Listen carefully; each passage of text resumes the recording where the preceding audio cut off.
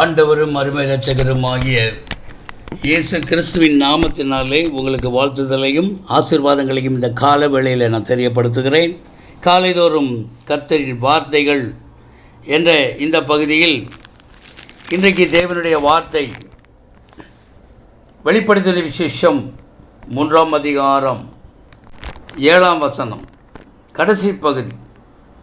ஒருவரும் பூட்டக்கூடாதபடிக்கு திறக்கிறவரும் ஒருவரும் திறக்கக்கூடாதபடிக்கு பூட்டுகிறவருமாயிருக்கிறவர் சொல்லுகிறதாவது. பிலதெல்பியா சபையின் தூதனுக்கு எழுதியது என்னவென்றால், பரிசுத்தம் உள்ளவரும் சத்தியமுள்ளவரும் தாவீதின் திறவுகோலை உடையவரும் ஒருவரும் பூட்டக்கூடாதபடிக்கு திறக்கிறவரும் ஒருவரும் திறக்கக்கூடாதபடிக்கு பூட்டுகிறவருமாய் இருக்கிறவர் சொல்லுகிறதாவது என்று இந்த வசனங்களை நாம் வாசிக்கிறோம்.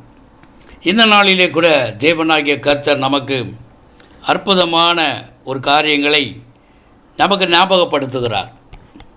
இந்த நாளிலே ஆதியாகமம் புஸ்தகம் 6ஆம் அதிகாரத்தில் 5-6 வசனங்களை நாம் வாசிக்கும்போது, மனுஷனுடைய அக்கிரமம் பூமியிலே பெருகினது என்றும் அவன் இருதயத்தின் நினைவுகளின் தோற்றமெல்லாம் நித்தமும் பொல்லாததே என்று கர்த்தர் கண்டு, தாம் பூமியிலே மனுஷனை உண்டாக்கினதற்காக கர்த்தர் மனஸ்தாபப்பட்டார்.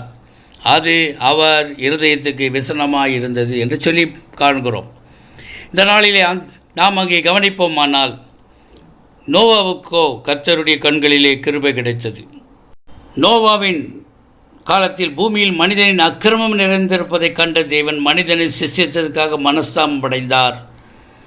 பூமியை ஜலத்தினால் அழிக்க அவர் நினைத்தார். தனக்கு முன்பாக இருந்த நீதிமானாக இருந்த நோவாவுக்கு தயவு காட்டினார். அவருடைய கண்களில் அவனுக்கு தயவு கிடைத்தது. ஆண்டவர் நோவாவிடம் பேசினார். நோவா விசுவாசத்தோட பேழையை உண்டு பண்ணினான். நோவாவையும் அவனது குடும்பத்தையும் அவனுக்கு உண்டான சகல மிருக ஜீவன்களையும் ஜோடிகளையும் அந்த பேழைக்குள் வைத்து, தேவனாகிய கர்த்தர் அந்த பேழையின் கதவை பூட்டினார். தேவன் அவனுக்கு கட்டளையிட்டபடியே ஆணும் பெண்ணுமாக சகலவிதமான ஜந்துக்களும் உள்ளே பிரவேசித்தன. அப்பொழுது கர்த்தர் அவனை உள்ளே விட்டு கதவை அடைத்தார் என்று நாம் அங்கே காண்கிறோம்.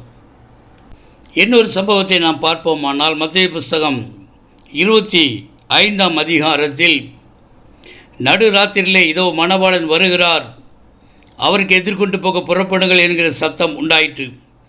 அப்பொழுது அந்த கன்னிகைகள் எல்லோரும் எழுந்திருந்து தங்கள் தீவட்டிகளை ஆயத்தப்படுத்தினார்கள். புத்தி இல்லாதவர்கள் புத்தி உள்ளவர்களை நோக்கி, உங்கள் எண்ணெய்களை எங்களுக்கு கொஞ்சம் கொடுங்கள், எங்கள் தீவட்டிகள் அணைந்து போகிறது என்றார்கள். புத்தியுள்ளவர்கள் பிரதித்தரமாக, அப்படியல்ல, எங்களுக்கும் உங்களுக்கும் போதாத இருக்கும்படி நீங்கள் விற்கிறவர்களிடத்தில் போய் உங்களுக்காக வாங்கிக் கொள்ளுங்கள் என்றார்கள். அப்படி அவர்கள் வாங்க போனபோது மணவாளன் வந்துவிட்டார். ஆயத்தமாக இருக்கிறவர்கள் அவரோட கூட கல்யாண வீட்டுக்குள் பிரவேசித்தார்கள்.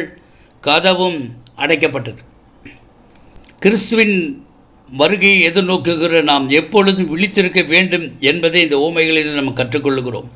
நோவாவின் காலத்தில் நடந்ததும் கிறிஸ்துவானவர் நமக்கு சொன்ன இந்த ஓமைகளின்படியாக, கிறிஸ்து நமக்கு சொன்ன இந்த காரியங்கள் அந்த புத்தி இல்லாத அந்த கன்னிகைகள் போல அல்லாமல் நாம் புத்தி உடையவர்களாக தேவனை நாம் எதிர்நோக்குகிறவர்களாக, அன்றைக்கு நோவா தேவனுக்கு கீழ்ப்படிந்த போது அவனை அவன் குடும்பத்தையும் அந்த பேழையில் காப்பாற்றி, ஒருவரும் பூட்டக்கூடாதபடிக்கு திறக்கிறவரும் ஒருவரும் திறக்கக்கூடாதபடிக்கு பூட்டுகிறவருமாய் இருக்கிறவர் தம்முடைய பிள்ளைகளுக்காக அவர் பாதுகாத்து அந்த குடும்பத்தை நடத்தினது போல, இன்றைக்கு பரலோக ராஜ்யத்துக்குள்ளே பிரவேசிக்க ஒரு நிச்சயத்தை நாம் பெற்றுக்கொள்ள வேண்டும்.